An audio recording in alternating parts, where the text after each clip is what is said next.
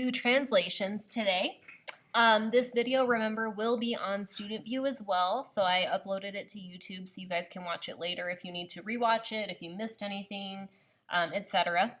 I did leave a note for our sub today saying that you guys are welcome to pause it or rewind as needed, so I left a note with specific people that I would allow to go up there and do that. So let's go ahead and get started. Today you are going to need a pencil, a compass, a straight edge, your lesson 13 notes to follow along, and then I'd recommend colored pens or highlighters or both. All right, here we go.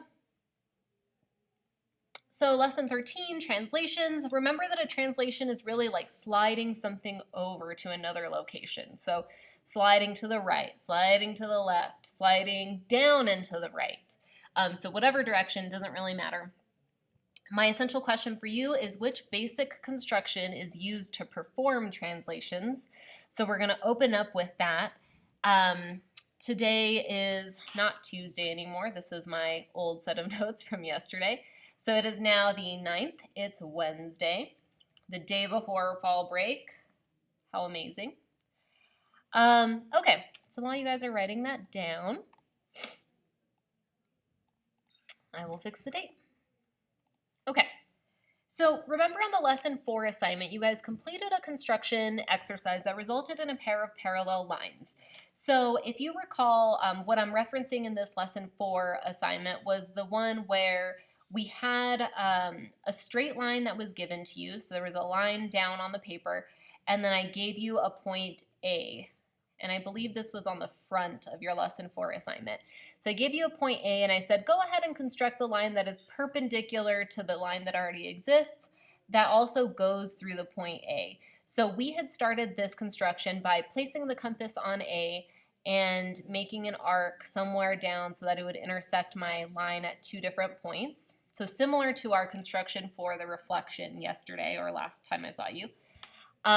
Once we did that, we used the same compass radius to make some other intersections down here, and those intersections were the ones that I used to line up my straight edge with A, so I could draw something like this, and it's not perfect because I'm just sketching it, but something like this that went through that point A, and then also through this intersection point. So we'll just pretend like that actually went there. Huzzah! Okay.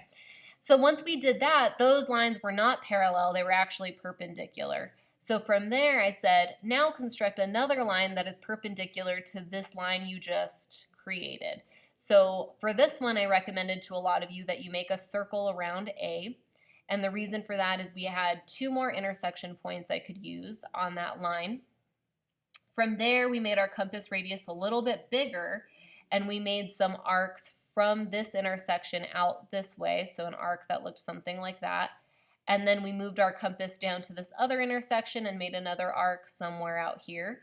And so those intersection points then were the ones that I used to line up with A again to make my parallel lines. So again, we'll pretend like that actually went through A. It's not because it's just a sketch.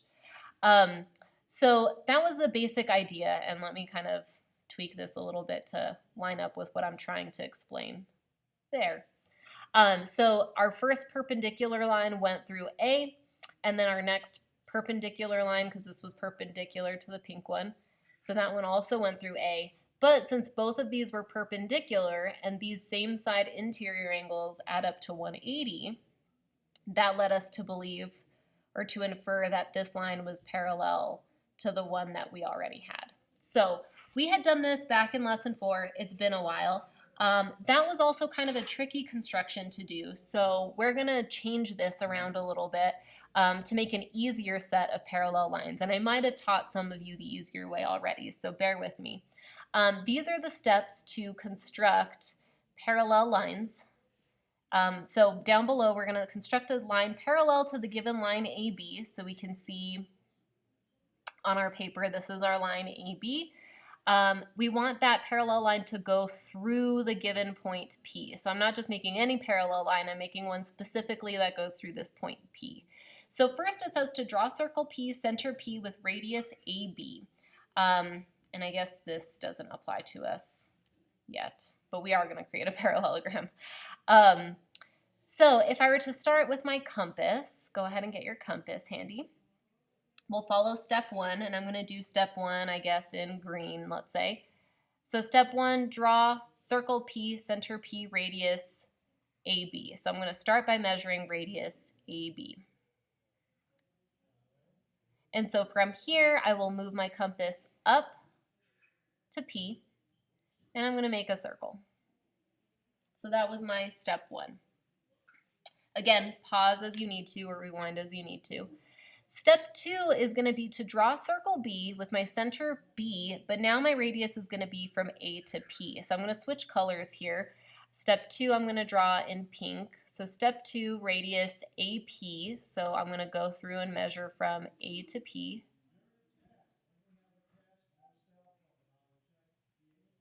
Like so. And once I have that radius measured, it says to draw the circle around B. So I've got that radius. Now translate or move my compass over here to B. And then I'm going to draw my new circle. Notice you've got plenty of room on your paper to draw that circle. And so step three now says to label the intersections of circle P and circle B as Q. So circle P was that green one that I did, and circle B was the pink one that I just got done doing. So notice they intersect at two different points though. So if I look at this intersection, there's one intersection point here and there's another one here. So it's important to think, well, what am I trying to construct? I'm trying to construct a line that is parallel to a given line. So if I were to take my straight edge and connect P to this intersection point, we can clearly see those lines would not be parallel. They intersect right over here. So that is not the intersection point I'm going to use. So in that case, if I were to look at this intersection point and connect those lines, those ones we see do end up, hopefully on your paper, end up looking parallel, like so. So this point over to the right is the one that I'm going to label as my point Q. So I'm going to go through and label this one here as Q. So Q really should be the one that makes your lines parallel because our step 4 is to draw that line PQ. So now I've got that line PQ. Now I can see that these are parallel to each other. But I want to think back on why that works because I didn't just come up with these steps and say, oh my gosh, poof, magic, right?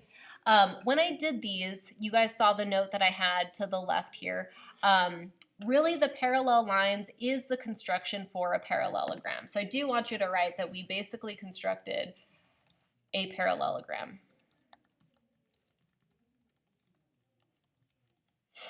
And so that's really the main fundamental idea of these parallel lines is the fact that, why did that do that?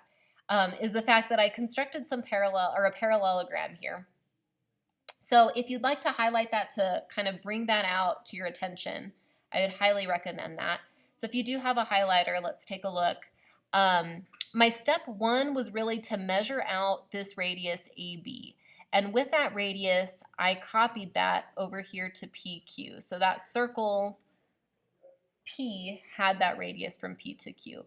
Then I went on to step 2 and I said now measure from P to A. So the next thing I did was I measured from P to A and I said let's take that length but draw that circle around B. So if you notice B to Q, that ends up being the radius of that pink circle here. So that is my parallelogram here. Parallelograms, remember, have opposite sides that are parallel to each other. So we can see that this yellow side is parallel to this yellow side. And the opposite sides are also the same length, which we highlighted. This yellow one is the same length as this yellow one. Similarly, these opposite sides would also be parallel. So this one, and I'm not going to draw those parallel, well, I guess maybe I should. This is parallel to this one. And they're also the same length. So that's really the key here is imagining how can I draw that parallelogram, right? As we do translations, this is really the construction that we're going to be using. So if you notice, I technically took this point P and I translated it across in the direction of A to B, right? and the same length as A to B. So I really performed a translation here, and that's really the building block of our entire construction today. So if we go down below, it says to perform a translation, let me get rid of this compass, we need to use the previous construction, as I just explained to you all. So let's investigate the definition of what a translation really is. So there are two scenarios.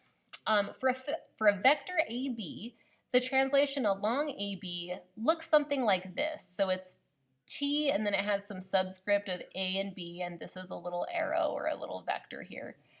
So it's saying translate along this vector from A to B. So that gives you a direction to go, and it also tells you how far to go.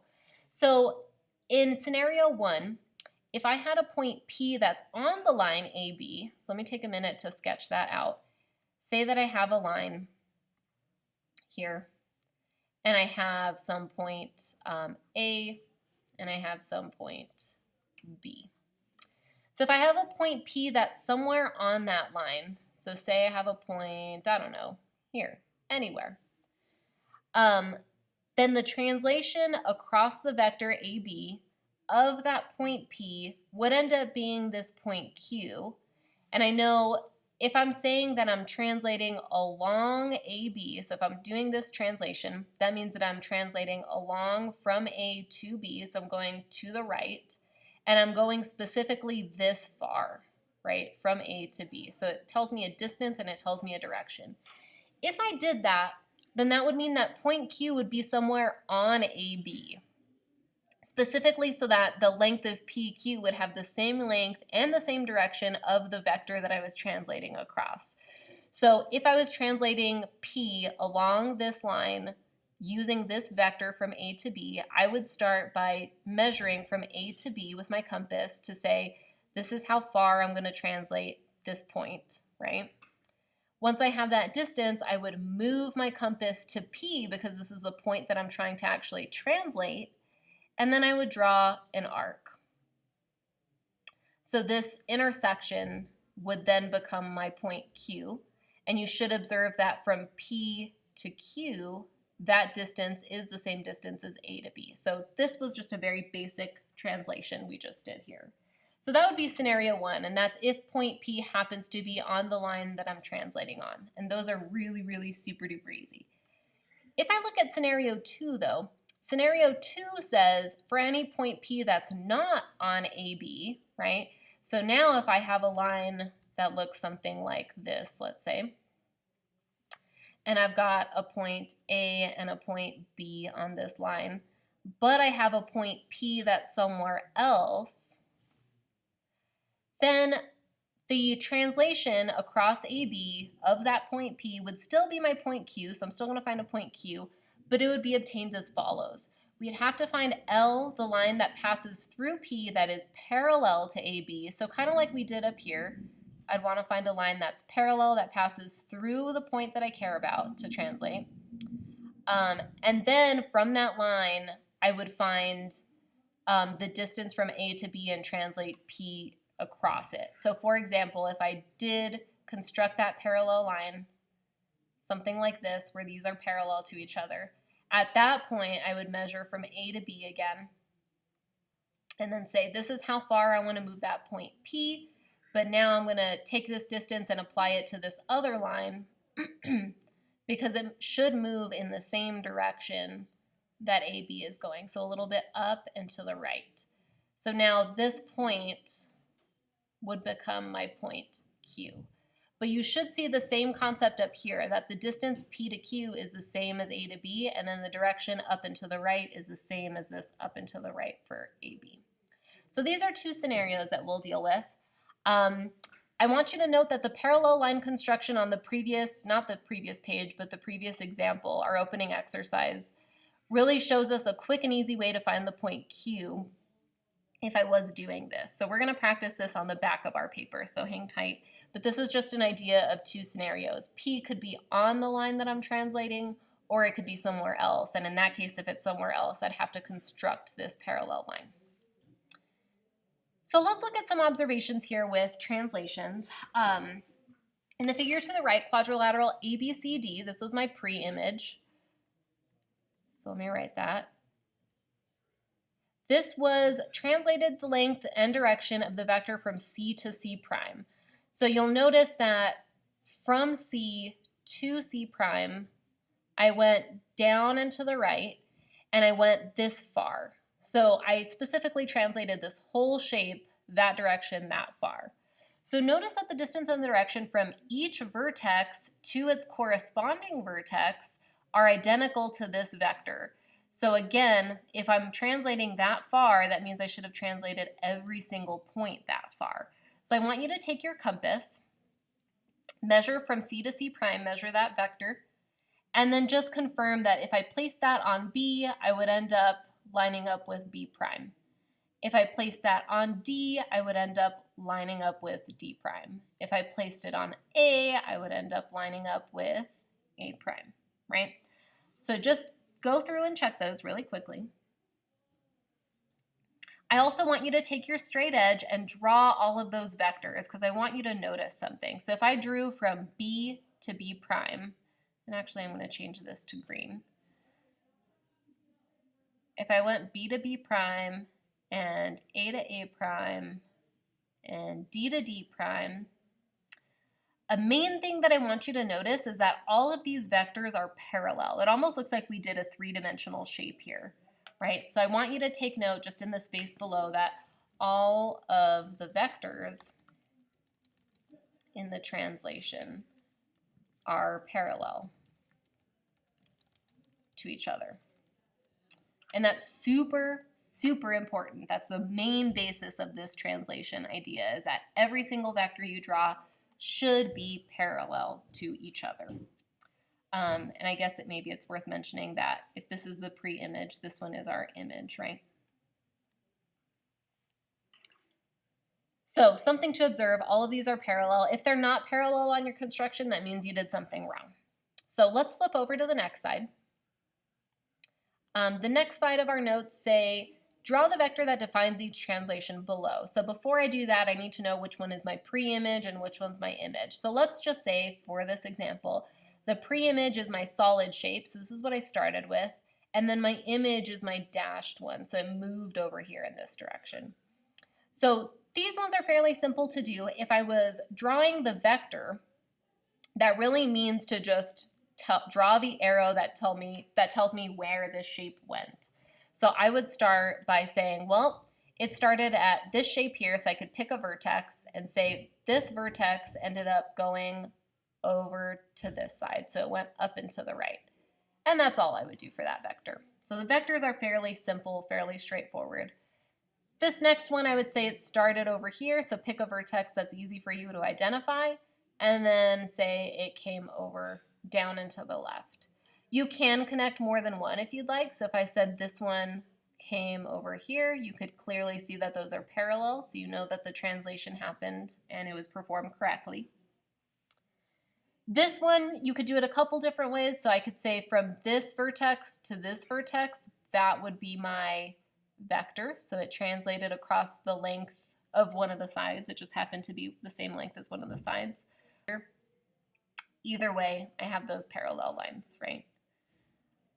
You could have also said that this one went from this vertex down to this vertex, right? So depending on how you look at it is totally fine. So again, finding the vector is fairly straightforward. You just connect the corresponding points. Applying a vector to translate is a little bit more challenging. So this is where you might need to pause and rewind as needed. But let's take a look at the example below. So here we've got, we're going to use our compass and our straight edge to apply the translation across the vector AB to the segment P1, P2. So this is the segment that I'm trying to translate to the right this far from A to B. So to do this, I would start with my compass. So let me move this compass up a little bit. And I would say first I need to identify how far am I moving both of these points, P1 and P2. Well, I know that I'm moving them across the vector from A to B. So let's start by measuring from A to B with our compass. And I want to write down this step. So step 1, measure radius AB with your compass. Now, since I know that I'm translating this whole segment to the right, I'm going to then place my compass on P1. And instead of drawing the full circles like I did in our opening exercise, I'm just going to draw an arc in the direction that I know P1 is going to go. So I know it's going to the right. I'm going to draw an arc over there. I'm going to do the same thing for P2. I know it's going to go somewhere to the right, so I'm just going to draw an arc somewhere to the right. So that'll be step 2. Draw your arcs from P1 and P2 in the direction that you will be translating both of those points. So my next step is to say, how far am I which direction am I translating, right? So my next step is going to be place the center of my compass on the beginning of my vector, and I'm going to measure how far away P1 is from my vector currently, right? So I'm going to take that measurement. And since I know I'm translating it to the right, this is where I really get a good visual of what I'm doing. So I take my compass, and since I'm translating, translations are really like sliding things over. So I'm going to take this and I'm going to slide it across to B, right? So let me do that again. First, I'm measuring how far away my object is from my vector. And then I'm going to say, now that I know that distance, let me just slide this on over to the other end. And then that's where I'm going to place my intersecting arc. So this new intersection really becomes P1 prime. So that is my step 3. So we measured from A to P1. I slid my compass along the vector to that endpoint B, and then I drew the arc to make P1 prime. For step 4, I'm going to go back to A, back to the beginning of my vector. Now I'm going to measure to my next point, P2. And from there, I'm going to say, okay, this is how far away P2 is from my vector. Now let me take this and slide it across my vector. Boom, there we go. And then I'm going to make an arc. This one will now be my P2 prime. So our last step is to measure now from A to P2, slide the compass along the vector to B, draw an arc to make P2 prime. Finally, to finish off my construction, I need to draw my image. So I'm going to draw from P1 to P2. And actually, this should be a segment, so let me change that up here. So P1 to P2. Again, what I want you to notice is that this pre-image is parallel to my image, so there's part of my parallelogram. And then if it helps you to see it, you can highlight the other parts from P1 to P1 prime. This side and this side are also the same length, and they are also parallel to each other. So this is our new parallelogram that we essentially created, but this over here, P1 to P2, is my answer. This is what I just translated, right? That's my image. So now I want you guys to try example 3 on your own. I'm going to go through it, but I want you to pause the video. That way you can take a few minutes to try it on your own. And then I want you to play the video just to see and make sure that yours looks like mine. So take a second now to just pause this and then play after most of you are done. So pause it now. Okay, so hopefully you guys paused it and you actually listened. Here's how I would do it. So I would follow the same exact steps that I did earlier. So I'd start by measuring my radius from A to B, or the vector that I'm translating across. So in this case, I'm going to translate, let me move this down. So I'm going to translate from A to B. Oops. Okay, this far. And I know I'm translating this whole shape down and to the right because that's what my vector is showing. So again, if I'm color coding this, I would probably start by taking this measurement and saying I know P1 is going to go somewhere down here, right? And then I know that P2 is going to go somewhere down here in this direction. And then same thing with P3, it's going to go down and to the left. So I'm going to say P3 would be somewhere here, right? Now that I've got that, my next step says to measure the radius from A to P1, so from the beginning of my vector to the point that I'm trying to translate. So now I'm going to start my compass there, and I'm going to measure all the way out to P1 to say this is how far my point is from my vector currently.